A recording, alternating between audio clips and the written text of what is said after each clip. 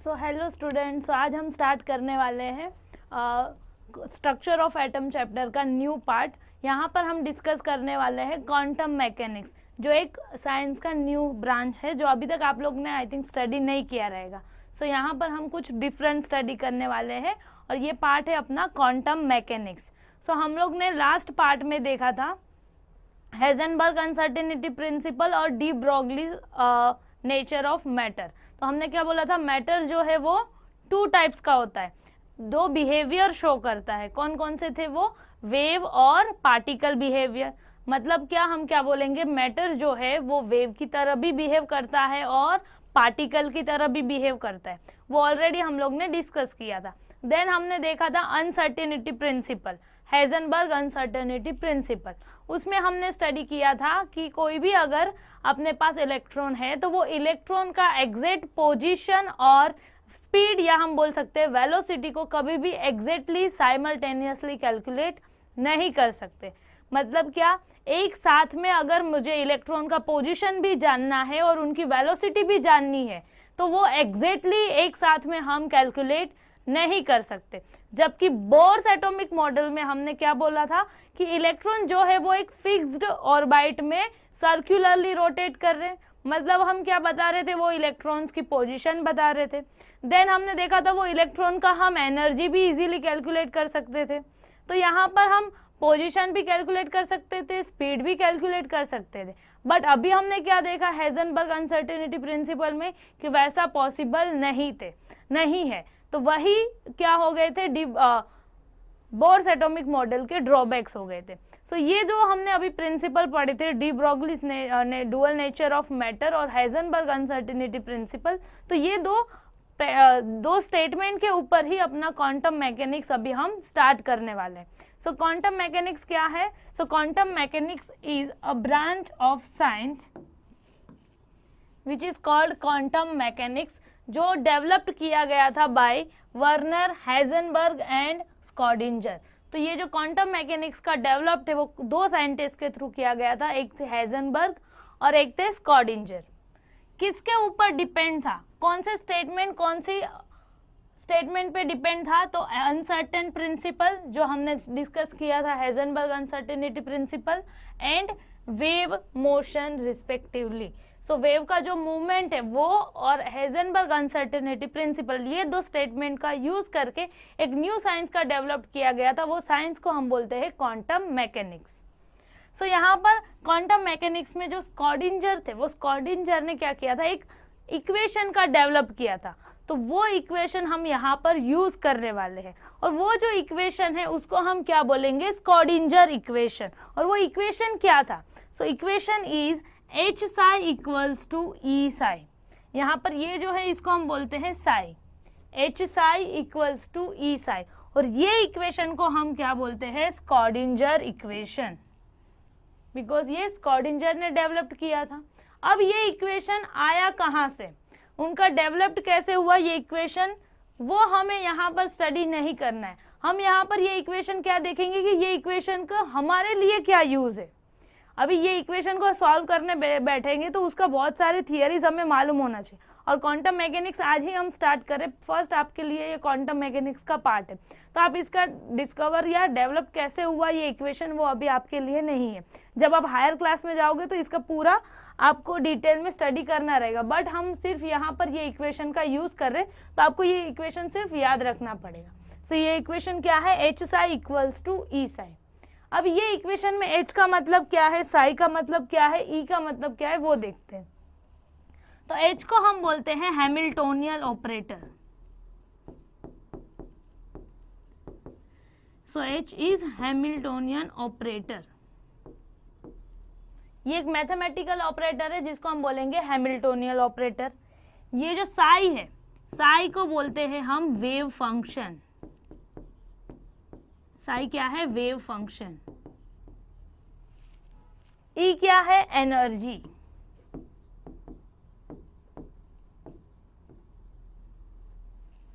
साई तो अभी मैंने बताया वेव फंक्शन है।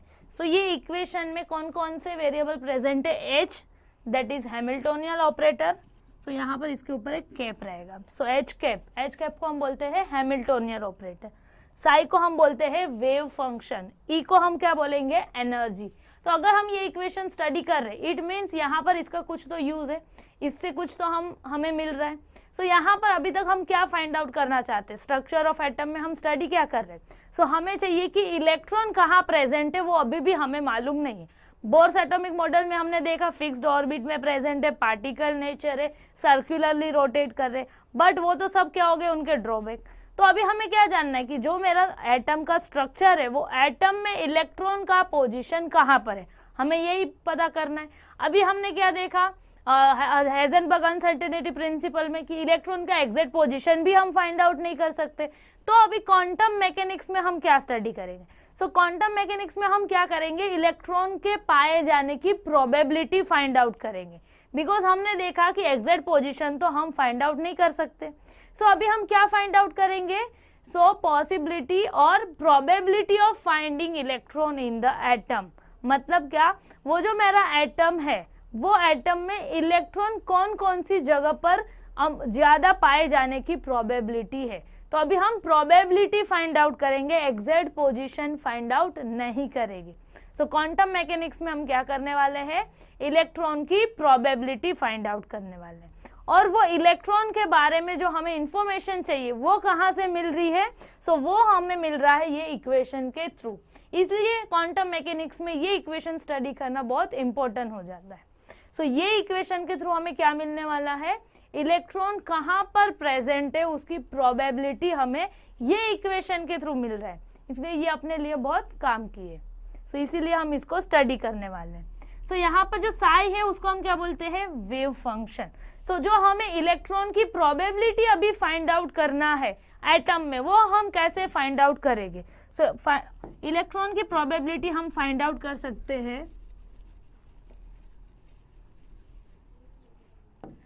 सो वेव फंक्शन का स्क्वायर, सो इसकी वैल्यू अगर हमें पता रहेगी, दैट इज साई स्क्वायर, तो ये वैल्यू हमें क्या बताएगा, so probability of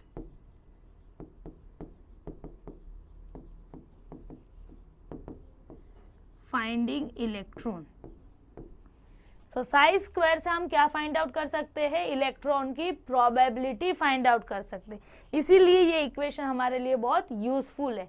as well as यहाँ पर देखो ई है, ई मीन्स क्या था, एनर्जी। तो हम ई मतलब एनर्जी ऑफ इलेक्ट्रॉन भी फाइंड आउट कर सकते हैं। सो ये इक्वेशन के थ्रू हम इलेक्ट्रॉन का एनर्जी भी फाइंड आउट कर सकते हैं। सो जब ये हम इक्वेशन को सॉल्व करते हैं तो हमें क्या मिलेगा, एनर्जी ऑफ इलेक्ट्रॉन भी फाइंड आउट कर सकते हैं। और जो इलेक्ट्रॉन का एनर्जी हमें मिल रहा है वो एनर्जी कैसा है, क्वांटाइज्ड है। So energy of electron is quantized.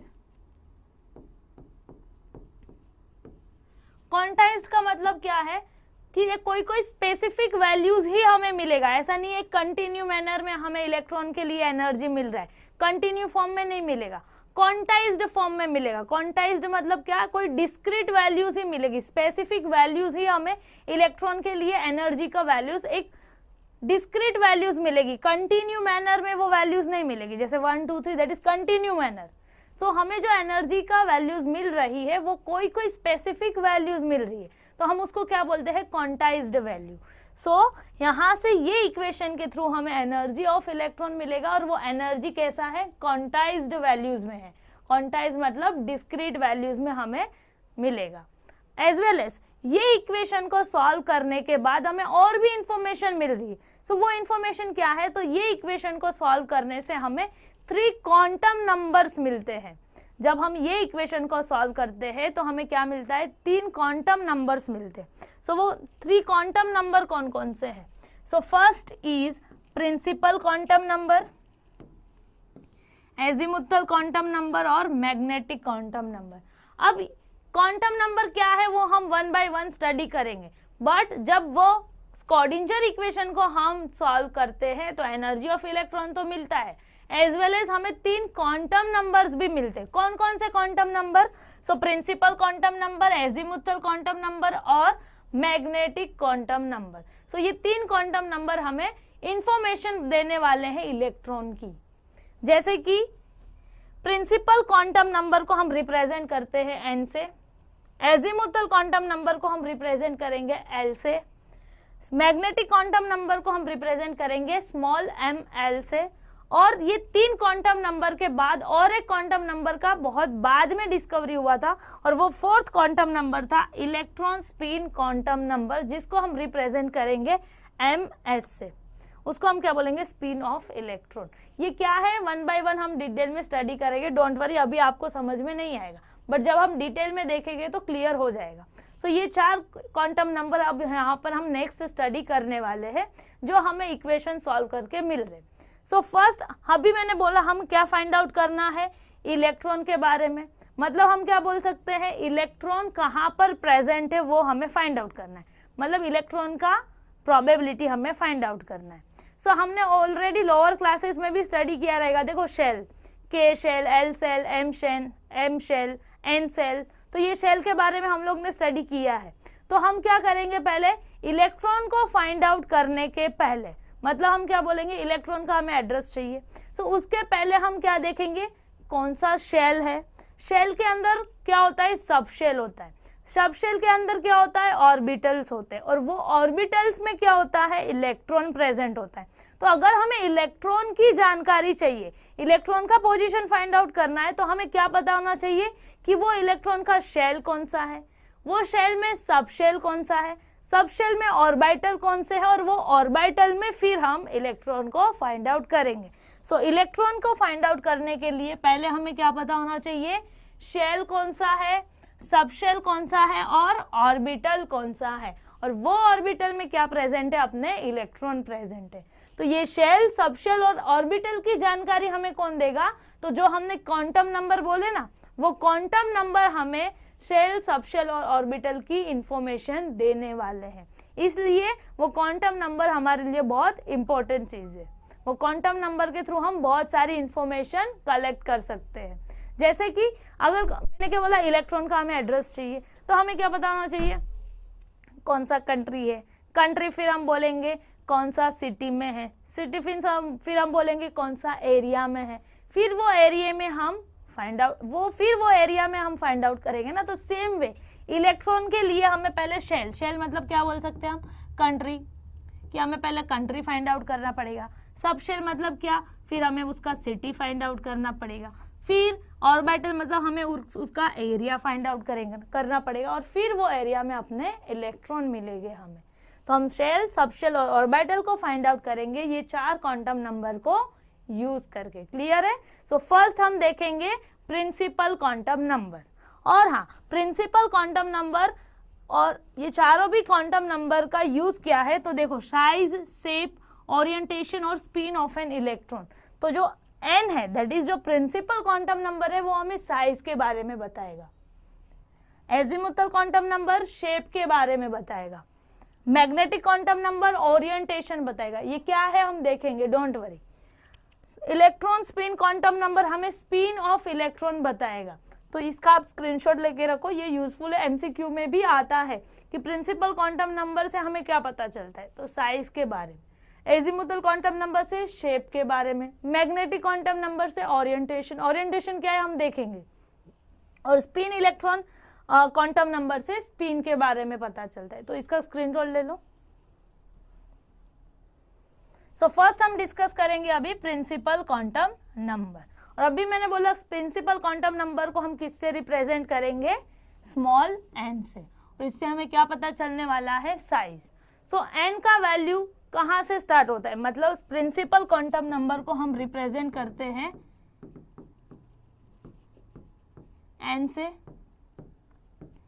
और ये जो n का वैल्यू है वो स्टार्ट होता है फ्रॉम 1 और फिर 2, 3, 4, 5 एंड सो ऑन। तो यहाँ पर हमें जो n है वो किसके बारे में बता रहा है, शेल के बारे में। सो अगर n का वैल्यू मेरा 1 है, if n equals to 1, it means what, हम कौन से शेल की बात कर रहे हैं, के शेल की। सो प्रिंसिपल क्वांटम नंबर हमें किसके बारे में बता रहा है, शेल के बारे में।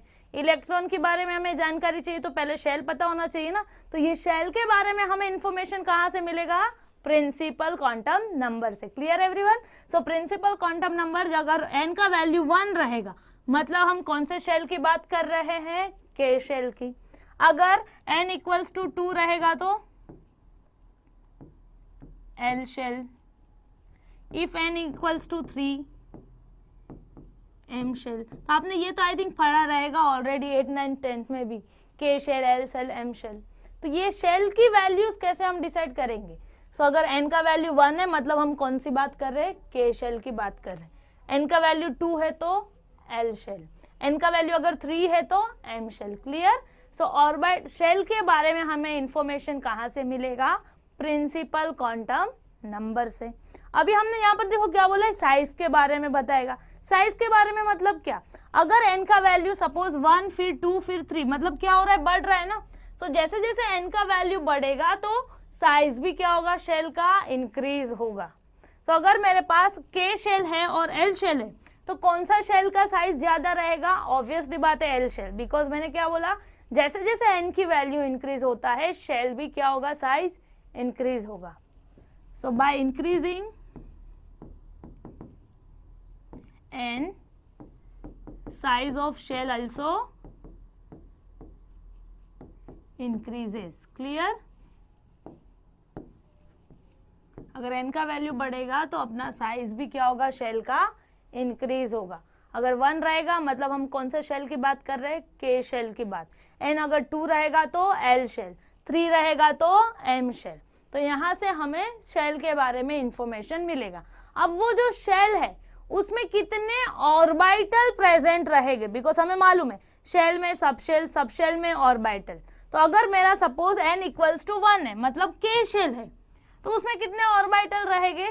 सो पॉसिबल नंबर ऑफ ऑर्बिटल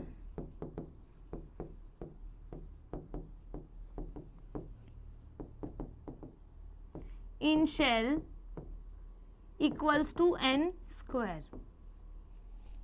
सो ये फॉर्मूला के थ्रू हम वो शेल में कितने ऑर्बिटल प्रेजेंट है उसका भी इंफॉर्मेशन कलेक्ट कर सकते हैं।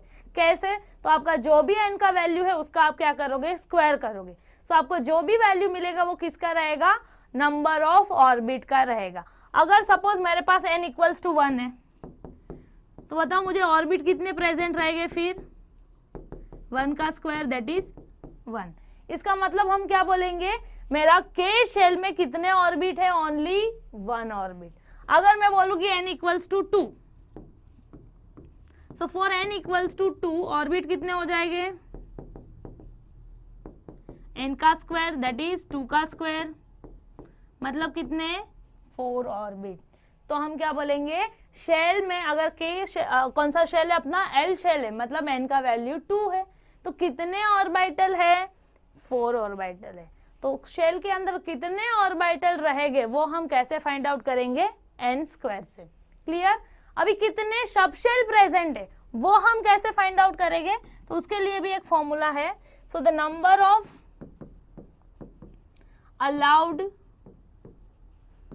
Subshell equals to n। So जितने शेल उतने ही सबशेल। क्लियर? सो सबशेल के लिए क्या फॉर्मूला है? Equals to n। तो सबशेल कितने रहेंगे? जितने n का वैल्यू रहेगा। अगर n का वैल्यू 1 है तो सबशेल का वैल्यू भी क्या रहेगा? 1। मतलब अगर मेरा के शेल है तो उसमें सबशेल कितना है? ओनली 1।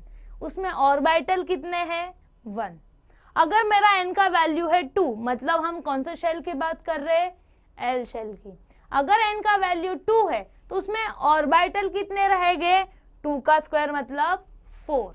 उसमें सबशेल कितने रहेंगे? इक्वल्स टू n मतलब 2। Clear everyone?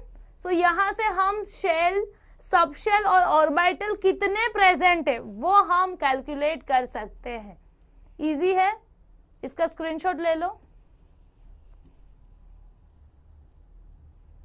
सो यहाँ पर हम शेल, सबशेल और ऑर्बिटल के बारे में साथ में लिखते हैं।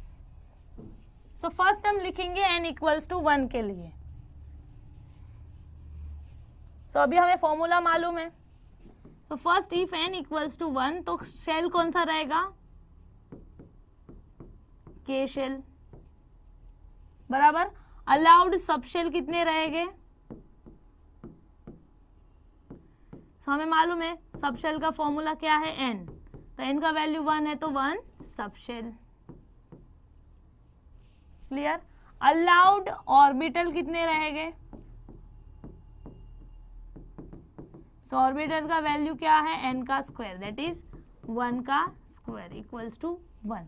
तो ये हो गया जब अपना n का वैल्यू क्या रहेगा? 1। नेक्स्ट, अगर n का वैल्यू है 2,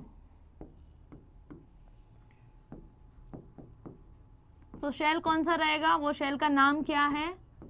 L shell. Allowed subshell कितने हो जाएंगे? So equal to n, that is 2। Allowed orbital कितने हो जाएंगे? n का स्क्वायर मतलब 2 का स्क्वायर कितना हो जाएगा? 4। तो ये हो गया जब अपना n का वैल्यू क्या रहेगा? 2। नेक्स्ट अभी हम लिखेंगे n इक्वल्स टू 3 के लिए। So if n equals to 3, तो कौन सा शेल है? वो शेल का नाम क्या है? अगर n का वैल्यू 3 है तो KLM। क्लियर।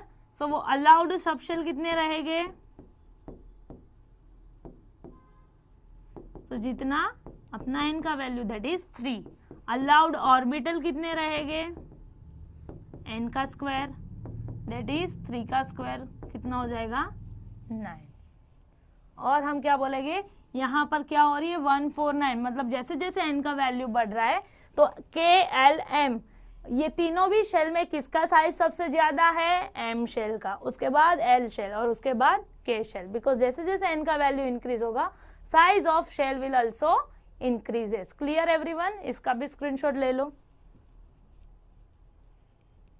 तो इसीलिए हमने बोला था कि प्रिंसिपल क्वांटम नंबर से हमें साइज के बारे में इंफॉर्मेशन मिलेगा। सो ये हो गया शेल, सबशेल और ऑर्बिटल कितने अलाउड रहेंगे वो हमने कैलकुलेट किया। नेक्स्ट अभी हम देखेंगे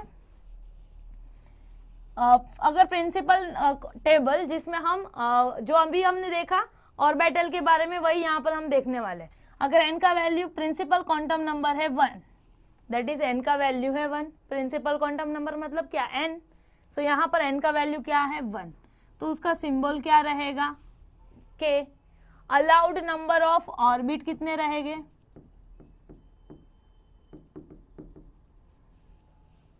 सो यहाँ पर है 1 है, मतलब कौन सा शेल है? k shell. अलाउड ऑर्बिट कितने रहेंगे? फिर 1 रहेंगे। अगर प्रिंसिपल क्वांटम नंबर है 2, मतलब हम कौन से शेल की बात कर रहे हैं? l शेल की। कितने ऑर्बिटल रहेंगे अलाउड? तो n का स्क्वायर मतलब 2 का स्क्वायर कितना हो जाएगा? 4। अगर प्रिंसिपल क्वांटम नंबर है 3, इट मीन्स उसका सिंबल क्या रहेगा? m। अलाउड ऑर्बिट क्या हो जाएगा? 3 का स्क्वायर दैट इज 9। अगर n का वैल्यू है 4, उसको हम सिंबल से कैसे रिप्रेजेंट करेंगे? कौन सा सिंबल रहेगा? n shell. और अलाउड ऑर्बिट कितना हो जाएगा? 4 का स्क्वायर दैट इज 16। तो साइज ऑफ शेल कैसे इंक्रीज होगा? सो 1, 4, 9 और 16। तो सबसे ज्यादा किसका रहेगा? 16, बराबर ना। मतलब क्या?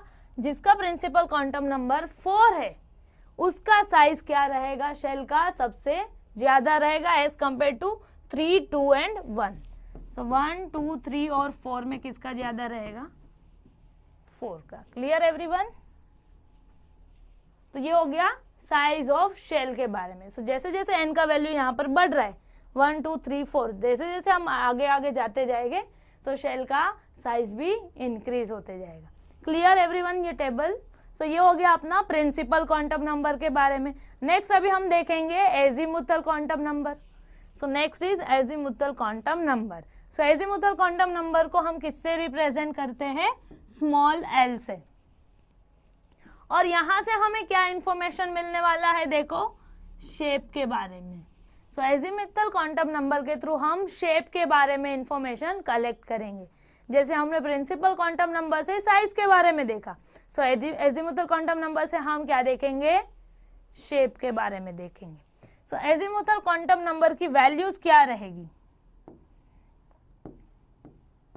सो हमने अभी देखा अलाउड सबशेल की वैल्यू, सबशेल का फॉर्मूला क्या है? इक्वल्स टू n, बराबर। सो जितना शेल का वैल्यू दैट इज जितना n का वैल्यू रहेगा उतना ही अपने पास क्या है, अलाउड सबशेल है, बराबर। तो जो सबशेल हमें मिल रहे हैं वो सबशेल का वैल्यू क्या रहेगा। अभी प्रिंसिपल क्वांटम नंबर से देखो हमें क्या मिला कि वो जो सबशेल है वो कौन कौन से सबशेल हो सकते हैं। अगर n का वैल्यू 1 है तो सबशेल कितना है, 1 है। अगर n का वैल्यू 2 है तो सबशेल कितने हैं, 2 है। तो वो जो दो सबशेल है ना, वो दोनों सबशेल की वैल्यू क्या है, तो वो वैल्यू हम कहां से कैलकुलेट करेंगे, एजीमुथल क्वांटम नंबर से। हमें ये तो मिल गया कि हमारे पास कौन कौन से सबशेल रहेंगे, बट वो सबशेल की वैल्यूज क्या रहेगी वो हम कैसे कैलकुलेट करेंगे। सो द वैल्यू का फॉर्मूला है 0 to n-1। सो जो भी अपने पास सबशेल है वो सबशेल की वैल्यूज क्या रहेगी वो हम कैसे कैलकुलेट करेंगे। सो वो कैलकुलेट करेंगे हम 0 to n-1 ये फॉर्मूला यूज करके। अब इसका मतलब क्या है वो देखते हैं। सो अगर n का वैल्यू 1 है मतलब मेरे पास सबशेल भी कितना है, 1 है। तो ये जो सबशेल, एक सबशेल मेरे पास जो है ना उसकी वैल्यू क्या रहेगी, सो वैल्यू रहेगी वो सबशेल की 0 to n-1। मतलब क्या, हम 0 से लेके कहां तक काउंट करेंगे, n-1 तक। तो यहाँ पर n का वैल्यू क्या है मुझे बताओ, 1। तो यहाँ पर हम क्या लिखेंगे, 1। सो 0 to n की जगह पर 1 - 1, तो क्या मिलेगा हमें, 1 - 1 0। तो 0 to 2 0 दैट इज 0। सो जो अपना n का वैल्यू अगर 1 है तो सबशेल का वैल्यू क्या मिलेगा हमें, 0। For n equal to 1 possible subshell is 1 और value of that subshell is 0। Clear everyone. तो ये हो गया अपना फर्स्ट सबशेल का वैल्यू। नेक्स्ट अभी हम देखेंगे n इक्वल्स टू 2 के लिए। सो नेक्स्ट अभी मुझे बताओ, अगर n इक्वल टू 2 है तो सबशेल कितने रहेंगे, ऑब्वियसली बात है 2। तो अपने पास अभी कितने सबशेल है, 2 सबशेल है ना, तो वो दोनों सबशेल की वैल्यू क्या रहेगी। सो वैल्यू हम कैलकुलेट करेंगे 0 to n-1 बराबर, तो 0 2। अभी यहाँ पर n की वैल्यू क्या पुटअप करेंगे हम, 2, तो 2 - 1। सो यहाँ पर देखो ये क्या है अपना n की वैल्यूज है। सो 2 - 1 क्या हो जाएगा, 1। तो 0 से लेके हमें कहाँ तक लिखना है, 0 to 2 - 1 दैट इज 1। तो 0 and 1। तो ये हो गई वैल्यू ऑफ सबशेल, क्या होगा, 0 और 1। तो 0 से हमें स्टार्ट करना है और कहाँ तक रुकना है, तो जो भी हमें n-1 करके वैल्यू मिलेगा वहां तक। तो 0 से 1 होगा, 2 - 1 दैट इज 1। तो 0 और 1, तो यहाँ पर हमें वैल्यू क्या मिल रहा है, 0 और 1। तो ये जो 2 सबशेल है ना, वो 2 सबशेल की वैल्यू क्या है, तो एक सबशेल की वैल्यू है 0 और दूसरे सबशेल की वैल्यू है 1। क्लियर एवरीवन, समझ में आया। तो ये क्या हो गया, वैल्यू ऑफ सबशेल। नेक्स्ट अभी हम देखेंगे n इक्वल्स टू 3 के लिए।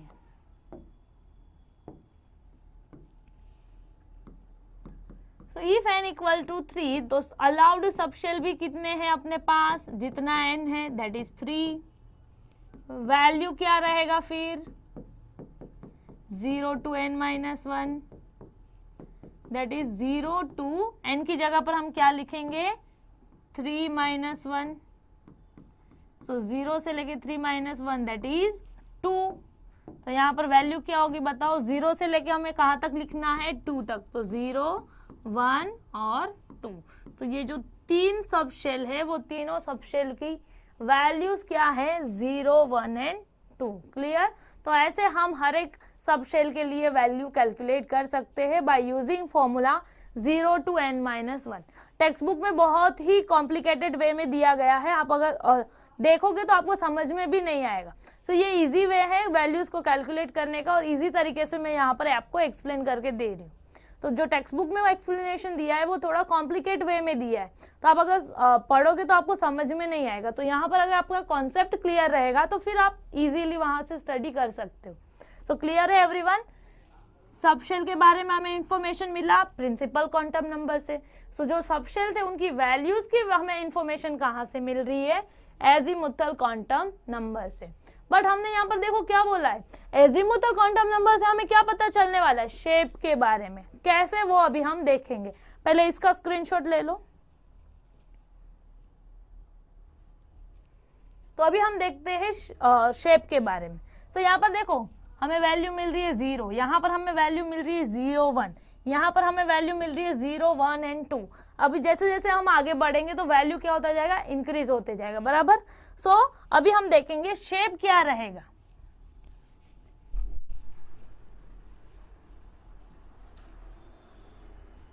सो इफ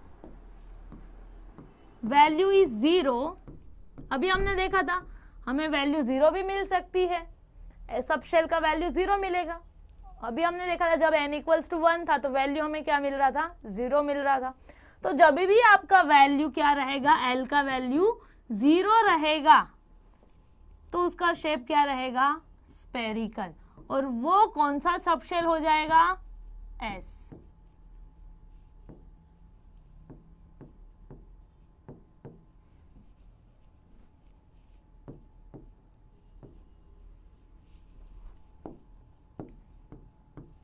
तो जब भी आपको L का वैल्यू क्या मिलेगा, 0 मिलेगा, मतलब क्या, वो सबशेल का शेप क्या रहेगा, स्फेरिकल शेप रहेगा। और वो सबशेल को हम कौन सा नाम देंगे, एस सबशेल। जैसे हमने शेल को नेम दिए थे ना, के एल एम एन, जैसे एन का वैल्यू 1 है तो के शेल, 2 है तो एम शेल। तो वैसे ही अगर हमें एल का वैल्यू 0 मिला तो हम वो सबशेल को क्या बोलेंगे, एस सबशेल। और वो एस सबशेल का शेप क्या रहेगा, स्फेरिकल शेप रहेगा। क्लियर, इसको हम बोलते हैं स्फेरिकल। ये स्फेरिकल शेप कैसे आया वो हम आगे पढ़ेंगे, डोंट वरी। अभी आपको क्या याद रखना है, 0 मतलब एस सबशेल और एस सबशेल का शेप होता है spherical. Next, if value is, L का वैल्यू अगर हमें 1 मिला, एल का वैल्यू अगर 1 मिलेगा तो उसका शेप होगा डम्बल शेप, इसको हम बोलते हैं डम्बल शेप। और वो सबशेल को हम बोलेंगे पी सबशेल, इसको हम क्या बोलेंगे, dumbbell shape.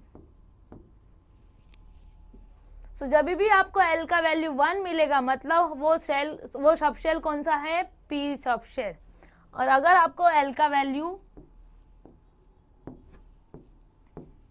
If value of L equals to 2, it means उसका शेप रहेगा डबल डम्बल और वो सबशेल का नाम रहेगा डी सबशेल।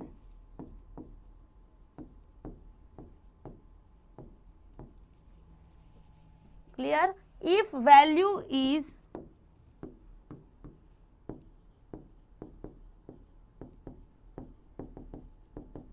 थ्री, देन यहां पर हम बोलेंगे एक कॉम्प्लेक्स स्ट्रक्चर मिलता है, मतलब ये जो डम्बल है हम उसको 3D में अगर 3D में इसका मैं आपको इमेज दिखाऊंगी, वहां से आपको क्लियर होगा।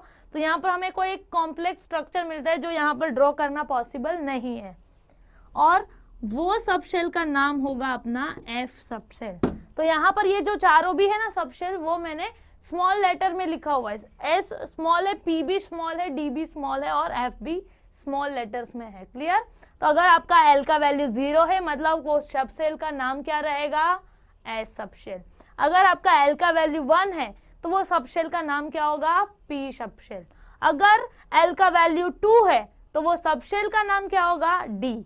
और अगर 3 रहेगा तो वो सबशेल का नाम क्या होगा, एफ। क्लियर, तो यहां से हमें देखो शेप पता चल रहे वो सबशेल के, कैसे पता चल रहे वो हम आगे देखेंगे, बट एजीमुथल क्वांटम नंबर से हमें क्या पता चल रहा है, शेप ऑफ द सबशेल।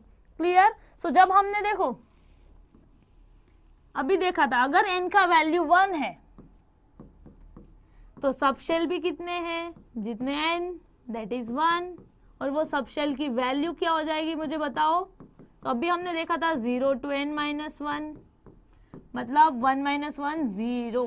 तो जब n इक्वल टू 1 है तो सबशेल का वैल्यू है 0, मतलब यहाँ पर कौन सा सबशेल प्रेजेंट है, 0 मिला, मतलब हम क्या बोलेंगे, एस सबशेल। क्लियर, तो ऐसे हम पता कर सकते हैं। नेक्स्ट अभी मुझे बताओ n इक्वल्स टू 2 के लिए। So if n equals to 2 तो सबशेल कितने हो गए अपने पास, अभी हमने देखा 2, वो दोनों सबशेल की वैल्यू क्या होगा, तो 0 to n-1 that is 0 to n की जगह पर हम क्या लिखेंगे 2 - 1, 0 2 - 1 1, तो 0 से लेके कहाँ तक हम जाएंगे 1, तो यहाँ पर हमें वैल्यू मिल रहा है 0 और 1। 0 मतलब कौन सा सबशेल S और 1 मतलब P। क्लियर, तो यहाँ पर n इक्वल टू जब 2 है तो अपने पास S सबशेल भी है और हम क्या बोलेंगे P सबशेल भी है, बिकॉज यहाँ पर वैल्यू है 0 और 1। Clear everyone. नेक्स्ट हम लिखेंगे n इक्वल्स टू 3 के लिए। So if n equals to 3, subshell कितने रहेंगे, जितना n दैट इज 3, वैल्यू क्या रहेगा, so value will be 0 to n-1 that is 0 to 3 - 1। सो यहाँ पर हमें वैल्यू मिलेगा 0 1 और 2, बिकॉज 3 - 1 2। तो यहाँ पर देखो 0 भी है 1 भी है और 2 भी है। इसका मतलब क्या, यहाँ पर कौन कौन से सबशेल हैं, 0 मतलब S, 1 मतलब P और 2 मतलब D। क्लियर, तो ऐसे आप इसको समझोगे।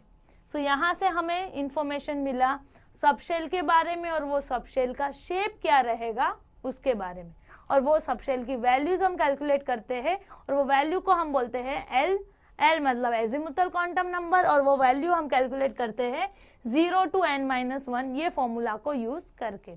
इजी एवरीवन, सो इसका भी स्क्रीनशॉट ले लो।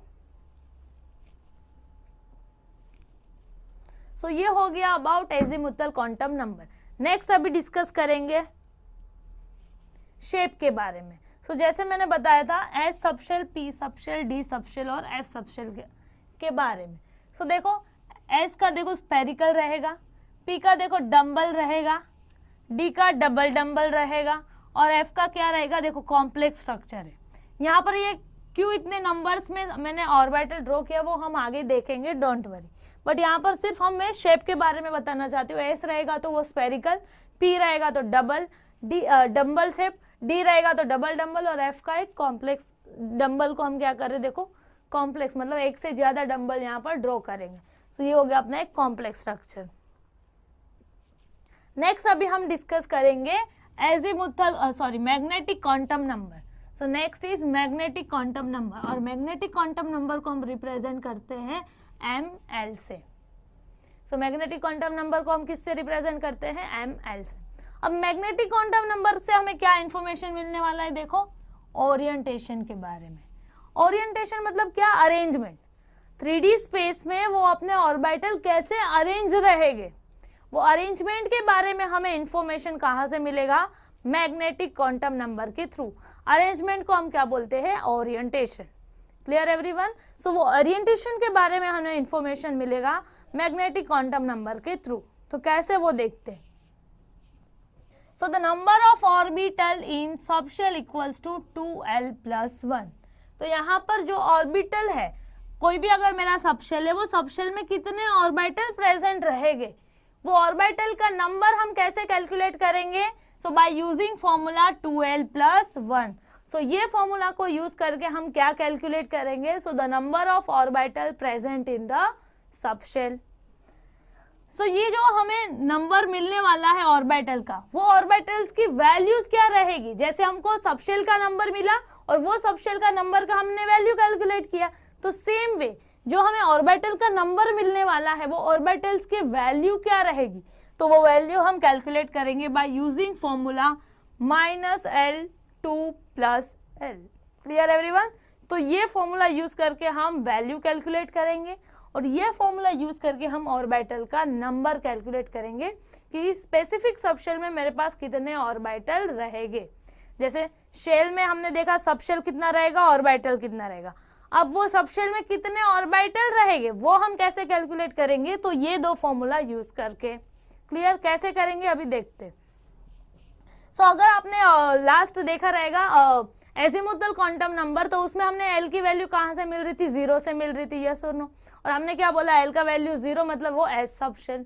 सो इफ L इक्वल्स टू 0, क्योंकि एल की वैल्यू कहाँ से हमें मिल रहा है, 0 से मिल रहा है। तो अगर हमारा एल का वैल्यू 0 है तो मुझे बताओ नंबर ऑफ ऑर्बिट क्या हो जाएगा। सो द नंबर ऑफ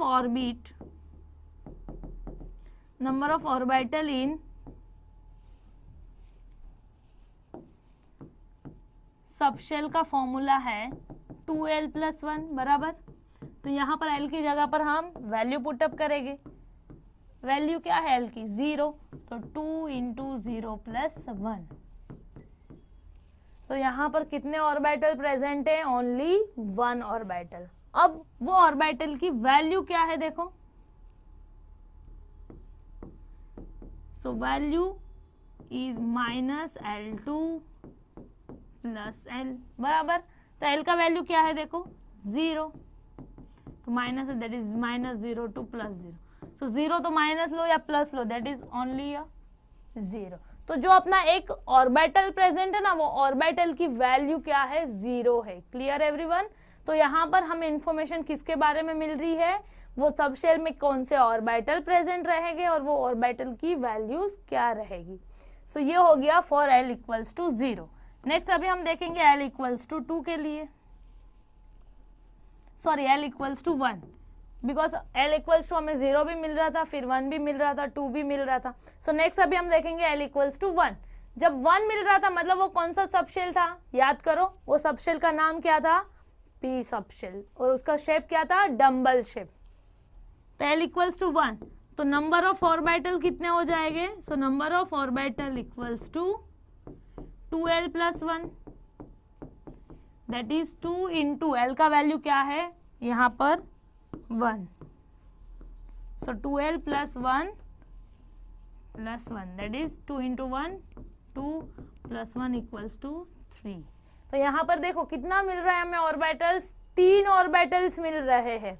अगर अपना L का वैल्यू 1 है तो ऑर्बिटल कितने हैं, 3 ऑर्बिटल है, और वो तीनों ऑर्बिटल की वैल्यूज क्या रहेगी अभी हम वो लिखेंगे। सो वैल्यू के लिए है -L2 + L, और यहाँ पर हमें -L2 + L में 0 भी इंक्लूड करना है। मतलब क्या देखते हैं, -L that is -1 2 + L that is +1। सो हमें कहाँ से कहाँ तक जाना है, -1 से +1 तक जाना है। तो आप क्या लिखोगे, -1, -1 के बाद क्या आता है 0, और 0 के बाद क्या आता है +1। तो हम नंबर कहाँ तक लिखेंगे, तो ये हमें लिमिट दिया गया है -L से लेके +L तक। तो -L से +L के बीच में जितना भी वैल्यूज आता है आप वो लिखोगे। तो -L आता है, 0 आता है और +1। तो इसका मतलब क्या, ये जो 3 ऑर्बिटल है ना, उसमें से एक ऑर्बिटल का वैल्यू है -1, दूसरे का है 0 और थर्ड ऑर्बिटल का है +1। क्लियर। तो ये हो गया वैल्यूज। नेक्स्ट अभी L = 2 के लिए देखेंगे। सो if L = 2, so number of orbital कितने हो जाएंगे, 2l + 1। तो L की जगह पर अभी हम क्या पुटअप करेंगे, 2। सो 2 × L की जगह पर 2 + 1 दैट इज 5। तो यहाँ पर कितने ऑर्बिटल हमें मिल रहा है, 5 ऑर्बिटल, और उसका वैल्यूज क्या रहेगा, -L2 + L। देखो यहाँ पर वैल्यूज में ना -L2 + L करना है। कोई कोई क्या करता है, यही वैल्यूज जो हमें मिला है ना उसका ही -5 to +5 लिख देते हैं, तो गलत हो जाएगा। हमें L का वैल्यू को -L से +L तक लिखना है। सो -2 से लेके कहाँ तक लिखेंगे हम वैल्यूज, +2 तक। तो क्या क्या वैल्यूज मिलेगा, सब -1 से कहाँ तक लिखोगे, +2 तक, सॉरी -2 से कहाँ तक लिखोगे, +2 तक। सो -2, फिर क्या आएगा, -1, फिर 0, फिर +1 और फिर +2। तो ये हो गया अपना 5 ऑर्बिटल जो है उसकी वैल्यूज। Clear everyone. तो यहाँ से मैग्नेटिक क्वांटम नंबर से हमें ऑर्बिटल और उनकी वैल्यूज के बारे में इंफॉर्मेशन मिलेगा। अब ये ओरिएंटेशन क्या है वो भी हम देखेंगे। सो पहले इतना क्लियर है सबको, स्क्रीनशॉट ले लो इसका भी। सो अभी तक हमने जितना भी देखा ना N, L और ML का वैल्यूज, वो हम एक साथ कैलकुलेट करेंगे। मतलब अगर N का वैल्यू 1 है तो सबशेल कितने रहेंगे, वो सबशेल की वैल्यूज क्या रहेगी, वो सबशेल में कितने ऑर्बिटल्स हैं, वो ऑर्बिटल्स की वैल्यू क्या है। अभी तक हमने वो तीनों भी क्वांटम नंबर को इंडिविजुअली पढ़ा, बराबर। अभी हम वो तीनों को साथ में एक बॉक्स में स्टडी करेंगे। इतना क्लियर है आप लोग को? तो अभी वो बॉक्स में आप इजीली वैल्यूज फाइंड आउट कर सकते हो। सो यहाँ पर अभी हम वो बॉक्स को सॉल्व करेंगे। मतलब क्या, शेल के बारे में, अगर n का वैल्यू 1 है तो शेल कौन सा रहेगा, फिर उसमें सबशेल कितने रहेंगे, उसकी वैल्यू क्या होगी, ऑर्बिटल कितने होंगे, उसकी वैल्यू क्या होगी, वो तो अभी आपको मालूम है। तो हम वही यहाँ पर सॉल्व करने वाले हैं। सो यहाँ पर देखो, फर्स्ट हमें लिखना है प्रिंसिपल क्वांटम नंबर के बारे में। अगर मेरे पास शेल है k, अगर k शेल है तो मुझे बताओ n का वैल्यू क्या होगा। सो हमें मालूम है 1, यस और no. If n equals to 1 that means कौन सा शेल है वो, k शेल। तो k शेल रहेगा तो n का वैल्यू क्या मिलेगा, मुझे 1 मिलेगा। नेक्स्ट कॉलम क्या है, total orbital in that shell. So हमें मालूम है, देखो फर्स्ट प्रिंसिपल क्वांटम नंबर में ही हमने स्टडी किया था, अगर n का वैल्यू 1 है तो उसमें ऑर्बिटल कितने रहेंगे, n का स्क्वायर, दैट इज यहाँ पर 1 है तो 1 का स्क्वायर हो जाएगा। सो यहाँ पर कितने ऑर्बिटल रहेंगे, 1 ऑर्बिटल। नेक्स्ट देखो, total number of subshell in that shell. तो कितना रहेगा, इक्वल्स टू n ना, जितना n का वैल्यू था उतना ही सबशेल का वैल्यू था, यस और नो। सो सबशेल कितना हो जाएगा, n, दैट इज 1। तो यहाँ पर हमें वैल्यू क्या मिलेगा, 1। नेक्स्ट देखो, एजीमुथल क्वांटम नंबर क्या हो जाएगा, इफ सबशेल इज 1 तो वो सबशेल की वैल्यू क्या होगी, 0 to n-1। तो n की वैल्यू क्या है यहाँ पर 1, तो आप कहाँ से लिखोगे, 0 से लेके 1-1 दैट इज 0। तो यहाँ पर हमें वैल्यू क्या मिलने वाला है, 0। तो वो सबशेल की वैल्यू क्या हो जाएगी, 0। और हमें ये भी मालूम है 0 मतलब क्या, कौन सा सबशेल, एस सबशेल। क्लियर, 0 मतलब कौन सा था, देखो हमने याद किया था ना, 0 मीन्स स्पेरिकल शेप, और वो स्पेरिकल शेप के लिए सिंबल वो सिंबल क्या रहेगा, एस सबशेल। अगर L का वैल्यू 1 मिलेगा तो डम्बल शेप, और उसका सबशेल का नाम क्या है, P सबशेल, वो वाला। सो ये हो गया अपना फर्स्ट। देखो number of orbital in that subshell, अभी वो सबशेल में ऑर्बिटल कितने रहेंगे उसके लिए क्या था फॉर्मूला, 2l + 1, यस और नो। सो यहाँ पर L की वैल्यू आप पुटअप करोगे, L की वैल्यू क्या है, देखो यहाँ पर हमें मिला है 0। सो 2 × 0 + 1, तो यहाँ पर आपको क्या मिलेगा, 1। Clear, sum of orbital in all the subshell, तो यहाँ पर कितना है ऑर्बिटल, ओनली 1 ऑर्बिटल। तो ये हो गया अपना n = 1 के लिए। नेक्स्ट अभी हम देखेंगे L शेल। सो जब L शेल रहेगा तो n का वैल्यू क्या रहेगा, अभी हमने देखा था। सो n का वैल्यू हमें मिलेगा 2। शेल कितने हो जाएंगे, सॉरी ऑर्बिटल कितने हो जाएंगे वो शेल में, 2 का स्क्वायर दैट इज 4, बराबर। कितने ऑर्बिटल है मेरे पास, 4 ऑर्बिटल है। सबशेल कितने रहेंगे, जितना n का वैल्यू है दैट इज 2, n का वैल्यू है 2, तो अपने पास सबशेल भी कितने हैं, 2। अब वो सबशेल की वैल्यू क्या हो जाएगी, सो 0 to n-1, n की वैल्यू क्या है यहाँ पर, देखो 2 है, तो 2 - 1 क्या होगा, 1। तो आप कहाँ से लिखोगे, 0 से लेके 1, तो आपको यहाँ पर वैल्यू मिलेगा 0 भी और 1 भी। 0 मतलब कौन सा, एस सबशेल, 1 मतलब कौन सा, पी सबशेल, यस और नो। तो ये हो गया अबाउट सबशेल। अब ये सबशेल की वैल्यू क्या रहेगी, so the next is the number of orbital in the subshell. तो वो सबशेल में कितने ऑर्बिटल रहेंगे, तो आपको जो भी L का वैल्यू मिला है वो यहाँ पर ये वाले फॉर्मूला में आप पुटअप करोगे। सो फर्स्ट हम 0 भी मिल रहा है हमें, यहाँ पर 1 भी मिल रहा है, तो हम पहले 0 वैल्यू पुटअप करेंगे और फिर 1 भी पुटअप करेंगे। सो फर्स्ट हम 0 के लिए लिखेंगे, सो 2 × 0 + 1 दैट इज 1, और अभी हम L का वैल्यू 1 भी लिखेंगे।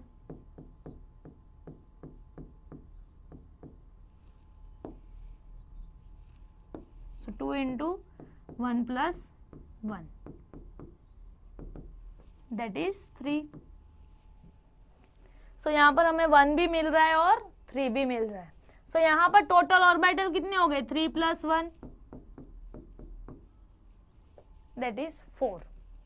नेक्स्ट अभी हम देखेंगे एम शेल के लिए। सो एम शेल के लिए एन का वैल्यू क्या होता है 3, टोटल नंबर ऑफ ऑर्बिटल कितने हो जाएंगे एन का square that is 3 square 9, total number of subshell जितना एन का वैल्यू उतना ही सबशेल सो 3। सो यहाँ पर कितने सबशेल है 3 सबशेल और उनकी वैल्यूज क्या रहेगी। सो आप यहाँ पर 3 एन की जगह पर 3 पुटअप करोगे 3 - 1 2, तो आप यहाँ 0 से लेके 2 तक लिखोगे वैल्यूज को। सो आपको यहाँ पर 0 भी मिलेगा 1 भी मिलेगा और 2 भी मिलेगा। 0 का मतलब कौन सा सबसेल रहेगा S, 1 का मतलब P और 2 का मतलब D। यस और नो। नेक्स्ट अभी हम टोटल नंबर ऑफ ऑर्बिट लिखेंगे। तो यहाँ पर L का वैल्यू पुटअप करोगे। सो फर्स्ट आप 0 लिखोगे फिर 1 और फिर 2 के लिए कैलकुलेट करोगे। सो फर्स्ट 0 के लिए कैलकुलेट करेंगे। सो 2 × 0 + 1, तो यहाँ पर हमें मिलेगा 1। नेक्स्ट अभी P के लिए तो हमें यही वैल्यू मिलेगा, देखो 1 है इसलिए।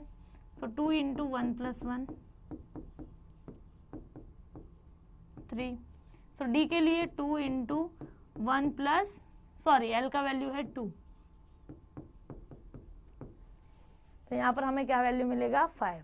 टोटल यहाँ पर कितने ऑर्बिटल हो गए, P है मतलब 3, S है मतलब 1 और D है मतलब 5, तो 5 + 3 + 1, सो 1 + 3 + 5। सो यहाँ पर हमें 9। सो यहाँ पर टोटल कितने और ऑर्बिटल है 9 ऑर्बिटल है। क्लियर। तो ये हो गया अबाउट शेल, सबशेल और उनके ऑर्बिटल्स। हमने यहाँ पर और एक कॉलम मिस किया है, वो था वैल्यू ऑफ ऑर्बिटल। ये तो हमें नंबर ऑफ ऑर्बिटल मिल रहा है ना। वैल्यू के लिए याद है फॉर्मूला। सो वैल्यू के लिए फॉर्मूला था -L2 + L, और इसी को हम क्या बोलते थे ml। सो यहाँ पर देखो L का वैल्यू क्या है 0, तो यहाँ पर तो हमें value 0 that is -02 + 0 that is 0। अब यहाँ पर देखो 0 भी है L का वैल्यू और 1 भी है। सो 0 है मतलब -L2 + L, तो 0 ही मिलेगा। और जब आपका वैल्यू 1 रहेगा तो आपको वैल्यू क्या मिलेगा -12 + 1 दैट इज -1 0 और +1। तो यहाँ पर आप लिखोगे -1 0 +1। नेक्स्ट यहाँ पर देखो 0 भी है L का वैल्यू, 1 भी है और 2 भी है।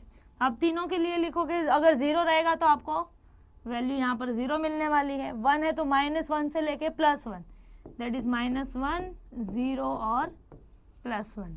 अगर D का यहाँ पर L का वैल्यू है 2, तो आपको वैल्यू कहाँ से मिलेगा -2 से लेके +2 दैट इज -2 -1 0 +1 एंड +2।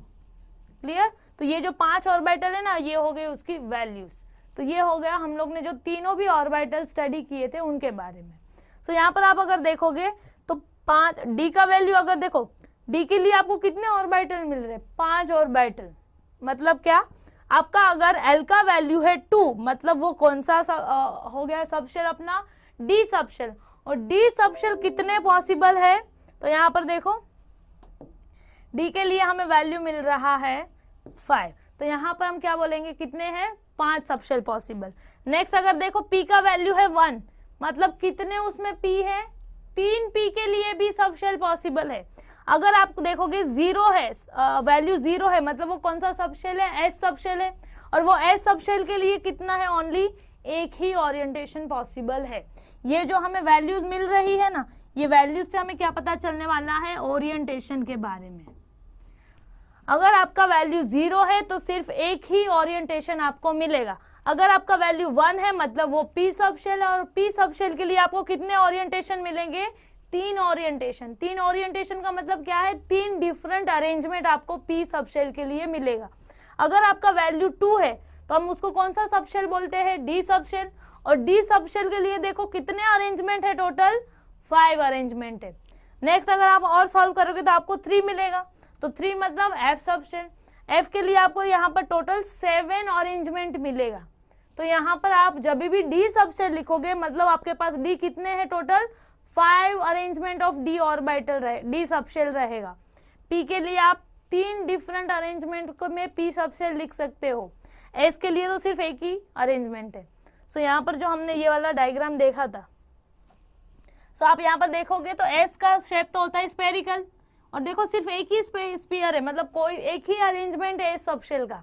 नेक्स्ट आप देखोगे अगर पी के लिए, तो पी में देखो हमें क्या मिला था, 3 वैल्यू मिला था ना। वैल्यू क्या मिला था यहाँ पर देखो 3, पी के लिए वैल्यू क्या है 3 मतलब क्या, 3 डिफरेंट अरेंजमेंट रहेंगे पी सबशेल का।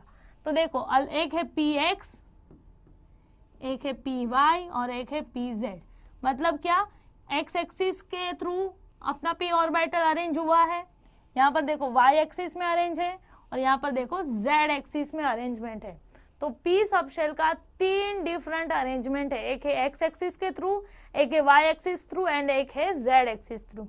नेक्स्ट अभी आप अगर देखोगे डी ऑर्बिटल, तो डी ऑर्बिटल के लिए हमें वैल्यू क्या मिला था। सो देखो जब वैल्यू डी रहेगा तो उसके कितने ओरिएंटेशन है, 5 ओरिएंटेशन। तो यहाँ पर देखो 1 2 3 4 एंड 5, तो डी ऑर्बिटल के टोटल 5 अरेंजमेंट है। सो देखो एक है डी वाई जेड, एक है डी एक्स वाई, एक है डी एक्स जेड, एक है x square minus y square और एक है जेड स्क्वायर। तो वैसे 5 डी सबशेल के अरेंजमेंट पॉसिबल है। सो नेक्स्ट देखो यहाँ पर 3 रहता, मतलब वो हमें क्या मिलेगा एफ, और जब आप यहाँ पर 3 लिखोगे तो आपको क्या वैल्यू मिलता 7। तो एफ सबशेल के लिए कितने अरेंजमेंट पॉसिबल है, टोटल 7। तो यहाँ पर देखो 1 2 3 4 5 6 एंड 7, तो एफ सबशेल में टोटल 7 अरेंजमेंट पॉसिबल है। सो ये देखो उनकी वैल्यूज, और ये कॉम्प्लेक्स स्ट्रक्चर है जो हम ड्रॉ नहीं कर सकते। क्लियर। तो ये हो गया अबाउट सबशेल। और आपको ये याद रखना है, कोई भी ऑर्बिटल हो वो हर एक ऑर्बिटल में टोटल कितने इलेक्ट्रॉन होते हैं, 2 इलेक्ट्रॉन।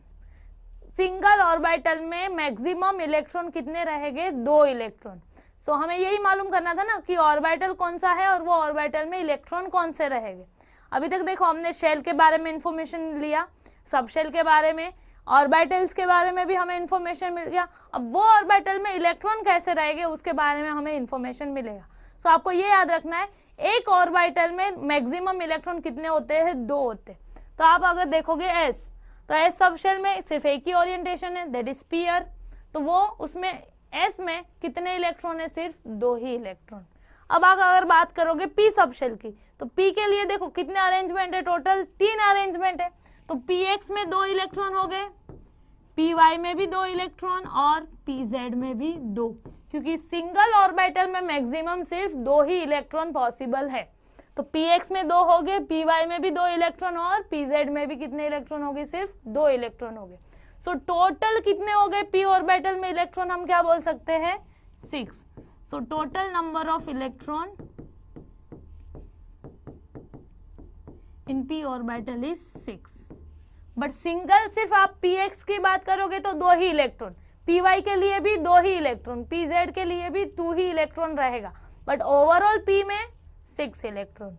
अगर हम बात करेंगे डी के, तो डी के कितने अरेंजमेंट पॉसिबल है, 5 अरेंजमेंट, हर एक ऑर्बिटल में 2-2 इलेक्ट्रॉन। तो यहाँ पर भी 2, यहाँ पर भी 2, हर एक में क्या रहेंगे 2-2 इलेक्ट्रॉन्स रहेंगे। तो टोटल डी ऑर्बिटल में इलेक्ट्रॉन कितने हो जाएंगे, तो देखो 5 अरेंजमेंट है, एक में 2 इलेक्ट्रॉन, तो कितना इलेक्ट्रॉन मिलेगा हमें, total 10 electron. So total number of electron in D is 10। S के लिए कितना होगा, only 2। So total number of electron is 2। Next F orbital में कितने हो जाएंगे इलेक्ट्रॉन, तो एफ ऑर्बिटल में टोटल 7 अरेंजमेंट है, तो हर एक में 2-2 इलेक्ट्रॉन, तो 7 अरेंजमेंट है, इसलिए एफ ऑर्बिटल में टोटल इलेक्ट्रॉन हम क्या बोलेंगे 7 × 2 दैट इज 14।